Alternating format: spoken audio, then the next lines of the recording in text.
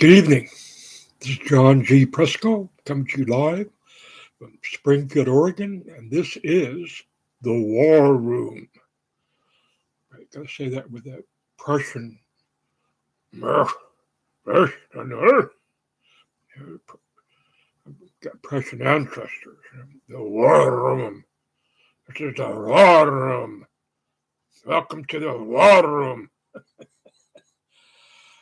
I gotta say that I am laughing and showing some humor, talking about war. Uh, you got to. It keeps you from having that tunnel vision I've been talking about.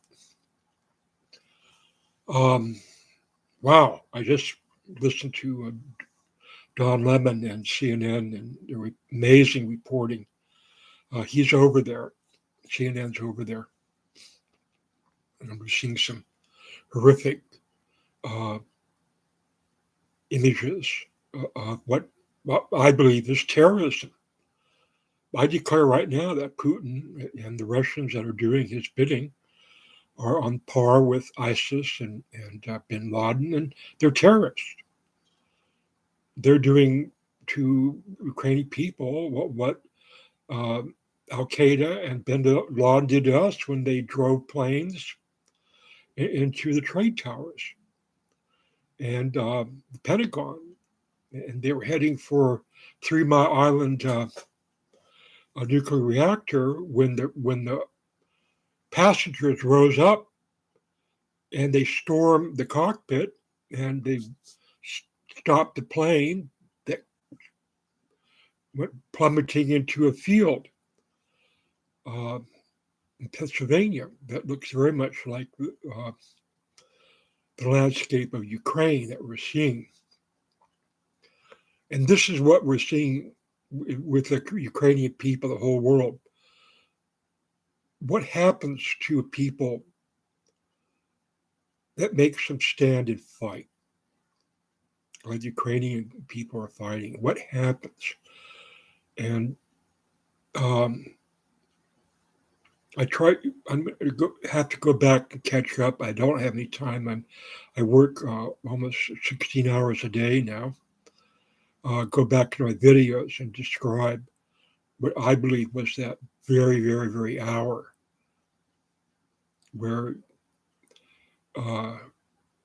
there's a thing called fight or flight. And I believe I identified that very hour. I remember Zelensky waking up. He was transformed. I remember what he looked like before he went to bed. I remember I sent him this energy. And when he woke up the next morning, he was not the same man. He was filled with the cosmic will of this people.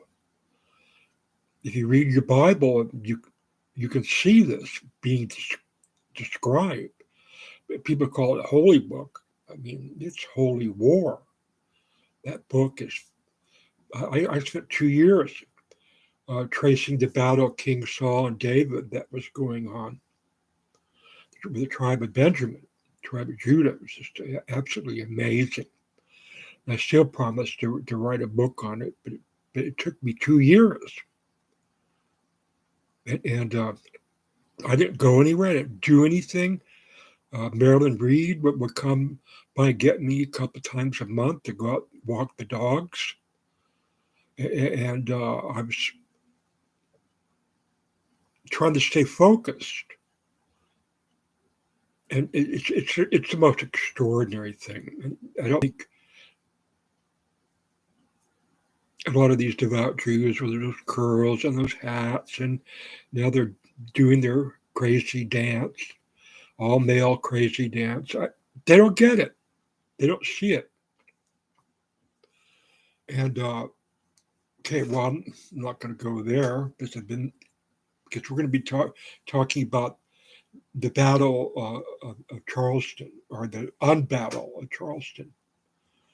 On the news, I just saw one of my favorite people, and I forgot to take his name, but he was head of the Defense Spy Networks. I forget that title. I was cooking dinner, so I wasn't able to make notes. I make a lot of notes uh, when I'm working at my computer, when I'm not working, when I'm watching TV, even when I'm playing chess. I'll make notes by my easy chair. But John Lemon asked the question. He says, "What made the Ukrainian people decide to fight and flight?" He says, "Wow, I've been waiting for some news guy to uh, ask that question for a couple months. Congratulations, Don Lemon." He says that the toughest part of intelligence is getting in the head of the enemy, getting in their head. How do they think? What are they going to do? What do we know about this person, uh, or not know about this person uh, that makes them tick? And if we can figure that out, 50%, then we have an advantage. And American intelligence has been great. I don't know if they're working with British intelligence because people won't answer some of my questions that I've been asking for 10 years.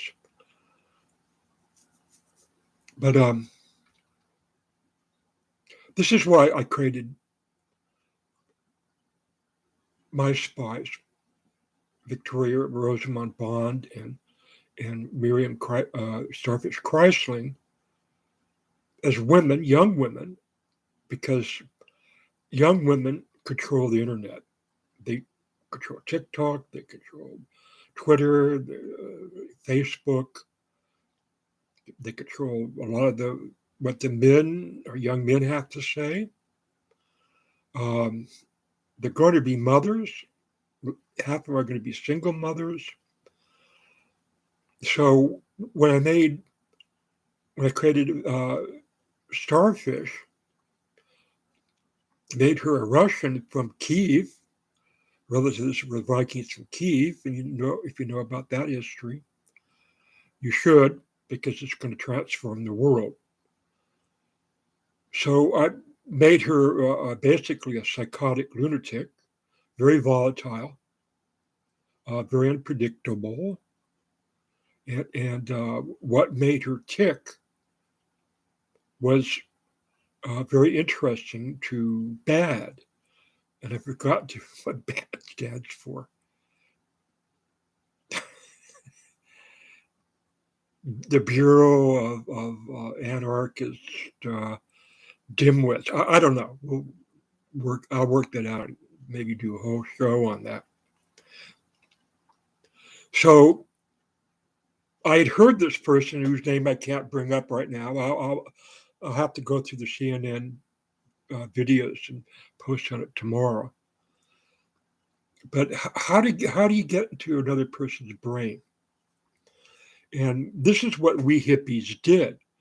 See, I didn't go to war. I wanted to be a general when I was young. And even when I became hippie, I could not put down my military side of me or anybody.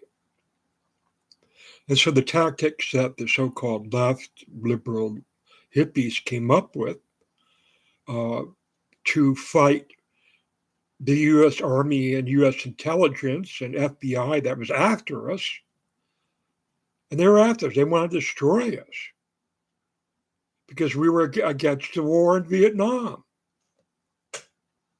We're here, folks. I'm the guy. I'm the guy of the hour. I'm 75 years old. I don't know how much longer I'm living. I'm running for governor, and this is my qualifications. I understand where the world has been, where our country has been, and understand where it's going. I'm calling it. The whole post I did on Vidner and Zelensky in 2019, time to be a patriot. I called it. It's right there. There's evidence right through my amazing blog, which has become a search vehicle uh, for the here and now. And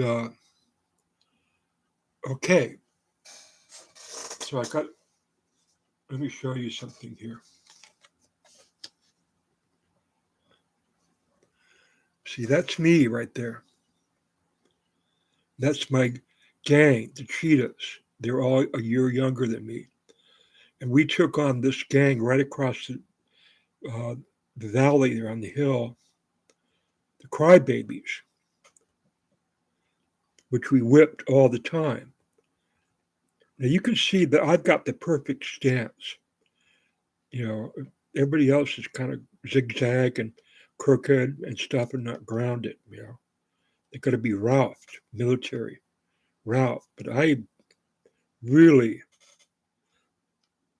got it. I really got it. My feet are together. You know, everything straight up and down, perfect salute, perfect angle. Everything's uh,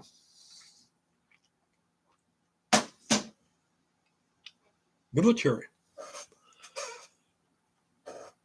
All right. So my heart goes out for the dead, especially the civilians. It's really tough. And it's like that slap. It's like, what? It's it's a wake up slap. What Will Smith did is a wake up slap. I'm not going to do a whole show on what's going on with that. But people are looking at the Ukrainian people making a stance in a world where 3 months ago they were doing what everybody else is doing. They're on their cell phones, they're shopping, they're going to, I guess, McDonald's. They got McDonald's in Ukraine. They're on Twitter, they're social media. Uh, there's no borders. There's no, well, there is because Putin's created them and other people. They've censorship of the Russian press is hideous. Now, I was saying on the news that Putin may not know what's going on because people are afraid to tell him. Are we talking about the Battle of Charleston yet? No, but we are. And maybe I should. Okay, let me just do about 5 more minutes of this, and we'll go to the back. And why the Battle of Charleston should be studied right now. What they're saying is the generals around Putin have got so comfortable because they've had success. They invaded Crimea. They put that thing in Georgia. They bombed the shit out of Syria.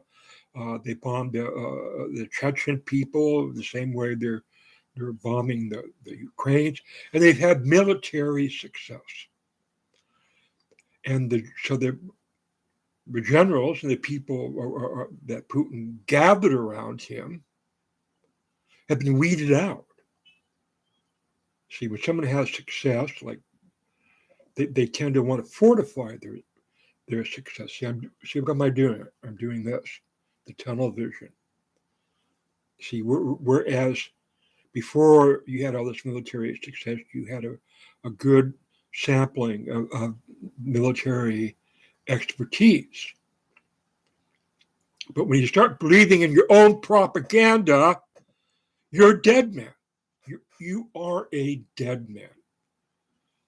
And this is what Putin has done. He's literally become Mr. Death, and he's staring Mr. Death in the face because no one will tell him the truth. They don't dare because he'll get rid of them. He'll kill them. He'll poison them and their families. because he's weeding out the truth. After that initial success, he says, well, okay, let me enjoy, the eggs that my golden goose is laying. Right? Oh, that one's a good one. Wow, this goes in my special war nest, see? And then, that person's going to get rid of that person. I heard some dissent from that person. He gave me a dirty look from the other way than the table. Let's get rid of that person. You're getting rid of the ability to get in someone's head. And they can't get in your head. They can't read you. They don't dare read you. And you're looking for 100% perfect, good, golden news. That everything points at you and says you are infallible, you are perfect, you can do no wrong. Hello?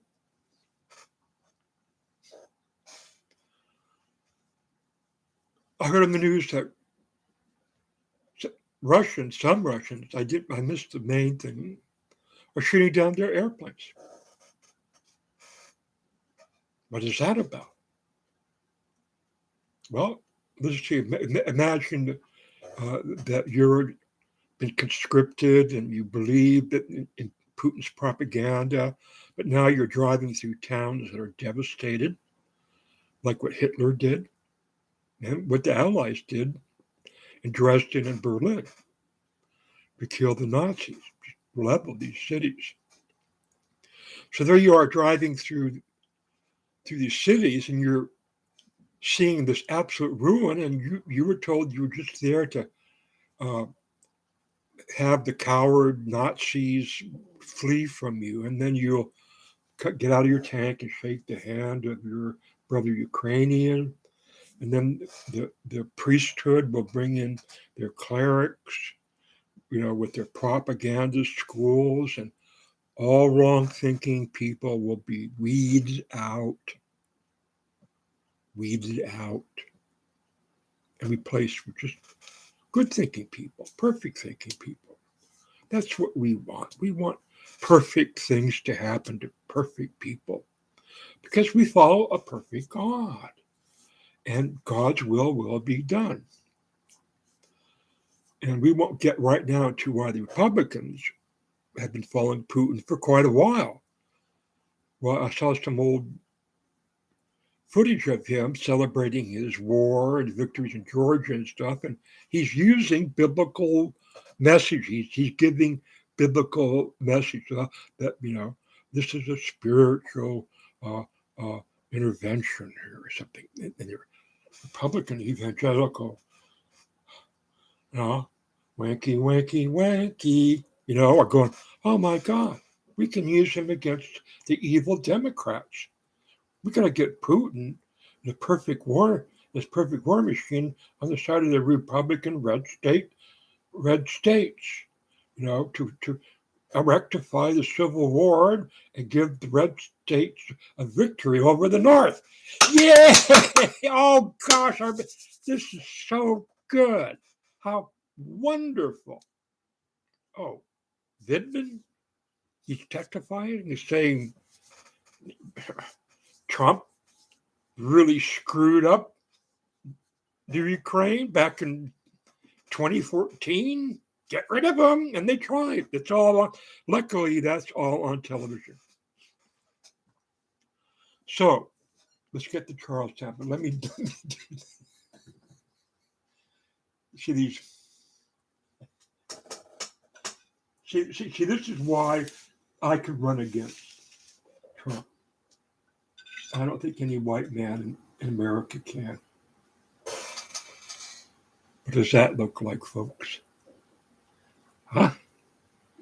What is this? What in the heck does this guy got? Well, these are my famous Prescott ribs that I've been making for 20 years. That I used to feed my friends Every time we watch the Oregon Ducks play football, I made my ribs. Now I know that you Russian soldiers haven't eaten for 2 months, and you're in your tanks. You got no water. You got no fuel for your gasoline for your tank. You're raiding little mom and pop grocery stores along the way to ruin, on the road to ruin. And, oh, I bet you would like some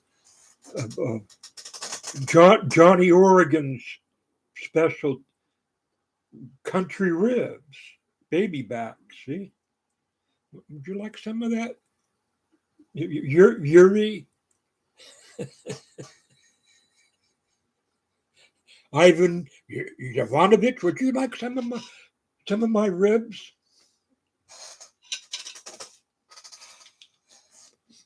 So back to the ham that my great grandfather gave to the rebel army. Francis Marion's group of basically pirates, uh, and mixed with a few regulars that basically they ran and deserted their post in Charleston, and they went into the swamp, the woods, and the British could get at them, but they could come out, create havoc, and they created a lot of havoc with the loyalists. Aha! There were a lot of loyalists in the colonies that took up arms against the rebels.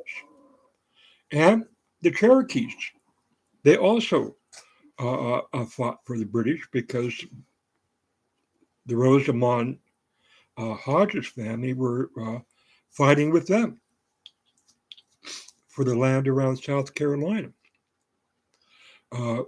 My great grandmother was captured by the Cherokee Indians. They killed her three sisters and her father, and then she came back like 15 years later with his son, 15-year-old son. It was the son of a chief, and apparently, I'm related to a Cherokee chief in a tribe. So then a lot of people up north, who knows where it started, but they said we're going to rebel with the Tea Party in Boston.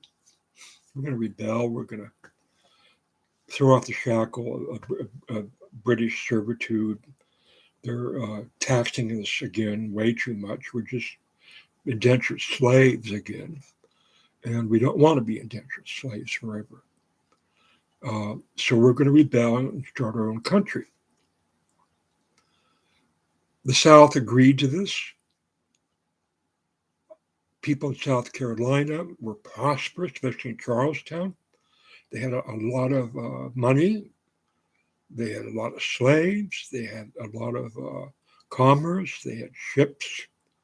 They were beginning to have to look at the trade with foreign powers. But Charleston was beginning to resemble a British city. And of course, they saw themselves as British until when? The Declaration was signed. So these rebels are fighting their own people, just like the Russians are fighting Ukraine. And basically, they're the same people. They're so much alike, it's hard to tell the difference. But Ukraine never invaded Russia, never threatened to. And Putin made up all these lies, excuses to invade Ukraine. So here's the punchline. I should have said it right off the beginning, but I'll say it right now. Because the defenders of Charleston failed to engage Clinton's British army, they couldn't get in their head.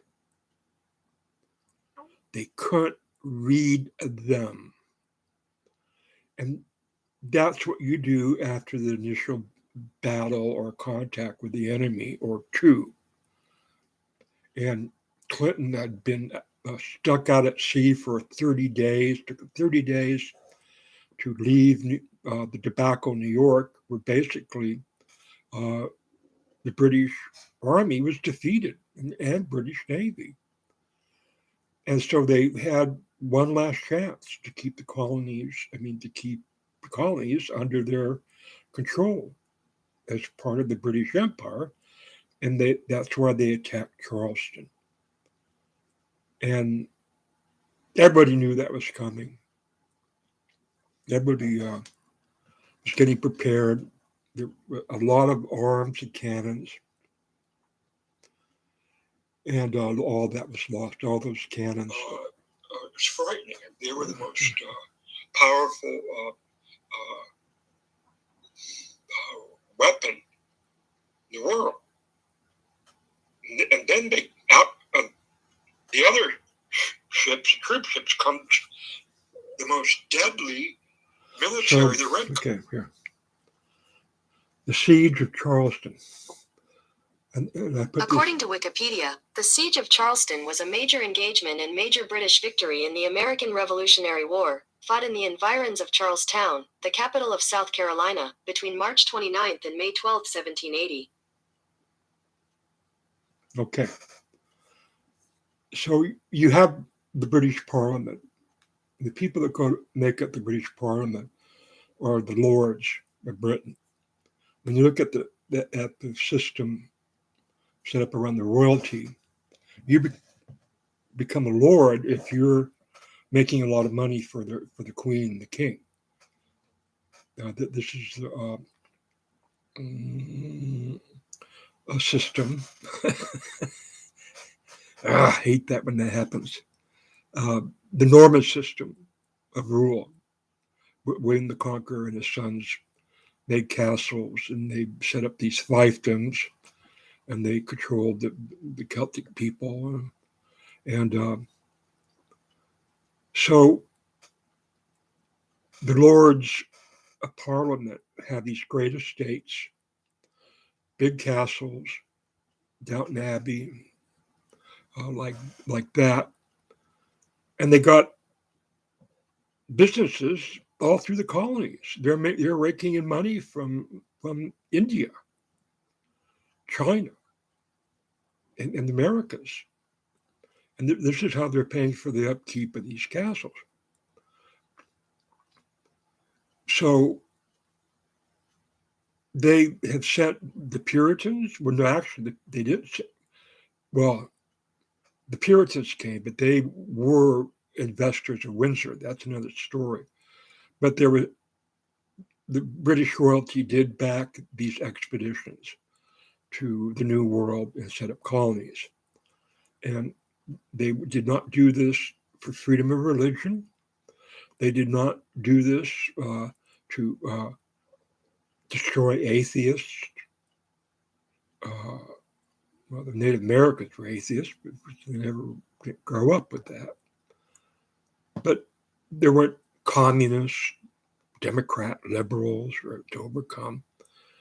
They had one thing in mind, and that was making money, because they had children to feed. And I mean feed in terms of giving them land to conquer so they could build their own castle. You following this? So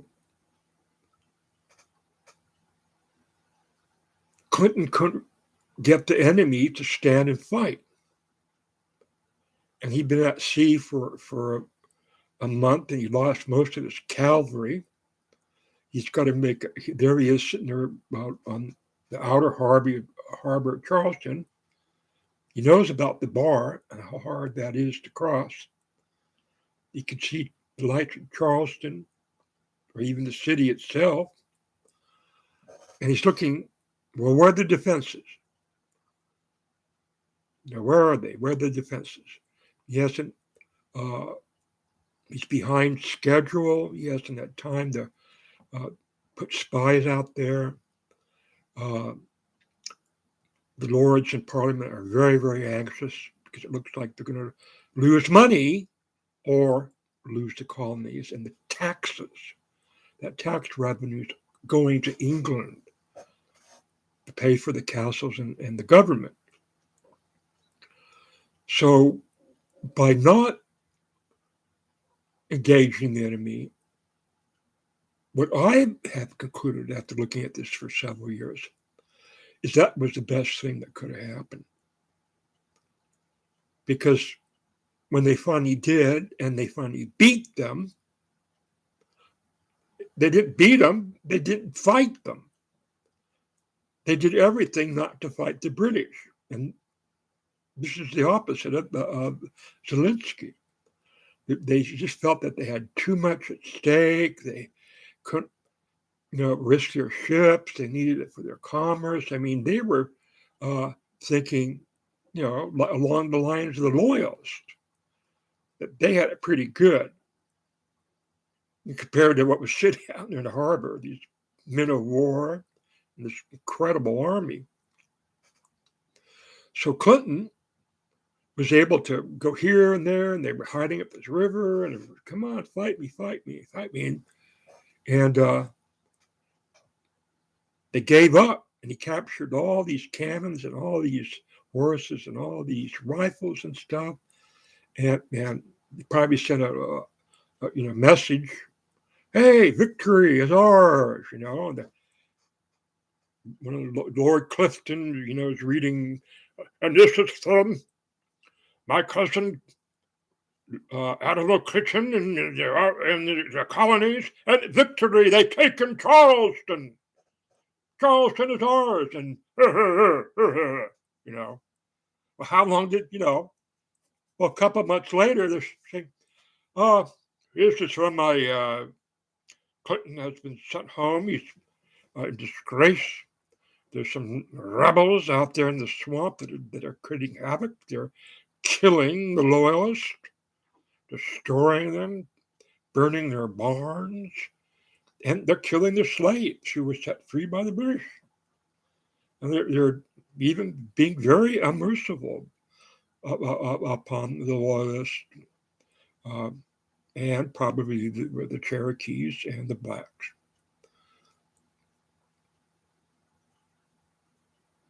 Not a story that patriotic Americans want to hear in a Christian country. That the people that beat the British in that swamp were the most ruthless motherfuckers on the planet. And they weren't going to give up because they were locked in to something. Not like the pit bull, but they saw how they could win, how they could defeat the British. With what? No cannon? Resu rifles? How about a plate of baby back ribs? Look at our brother James Rosamond sent to us from his farm. He sent us a ham. Doesn't that look good, boys? Would y'all like a some baby back rib? Would you like a rib? Can I cut you off a rib? Huh? Doesn't that look good? So when the Lords of Parliament said, wait a minute, we got a glowing report of how Charleston fell, and our glorious British Army and Navy went through them like a hot knife through butter, and we ain't conquered shit, and we're losing more money than we did before we invaded the place. And you're saying that we might be there for 20 years trying to clean up them bad men in the swamp? Is this what you're telling me? Us, the lords with our big castles, our castles need some new slate roof. Our servants ain't working for pennies like they used to. We need money coming out of that colony, Dan darn it. And you're just saying a handful of people are keeping that money from us? Are you going to sit there before Parliament and say, we ain't getting our cut? And we got the baddest ass army in the world, the baddest ass, flotilla of Navy ships. And you're saying those scalawags, them ham-eating pirates, I think the leader of them's gay, isn't he? Are going to deny my children and my grandchildren, my great-grandchildren, what my forefathers have had for 5,000 years? By God, we beat the Romans. We had to build the wall. No, wait a minute. No, that was Hadrian built the wall. We went over the wall. We wanted to get some Roman ham.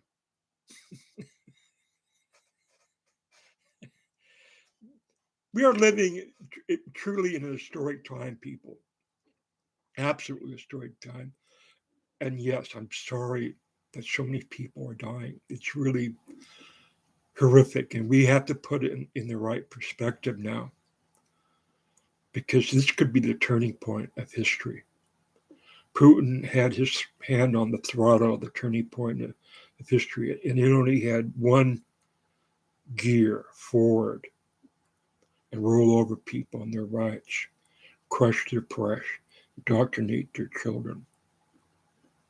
He is worse than the Nazis because people can't recognize him.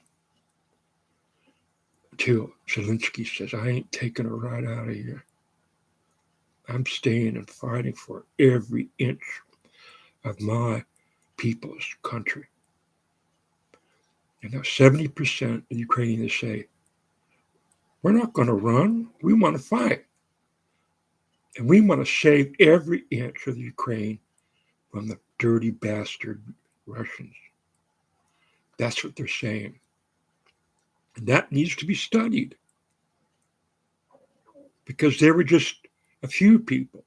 The rest of the world was collapsing, including the United States, including a lot of the people in the European Union. They were looking the other way. I don't see them moving into Georgia. I don't see them moving into the Crimea. I don't see that. See, that's part of this. How to fuck up this is what martial arts and everything, the whole thing about being a real warrior is all about, including your Bible. All right, this is the War Room with John G. Presko. Stay on the offensive.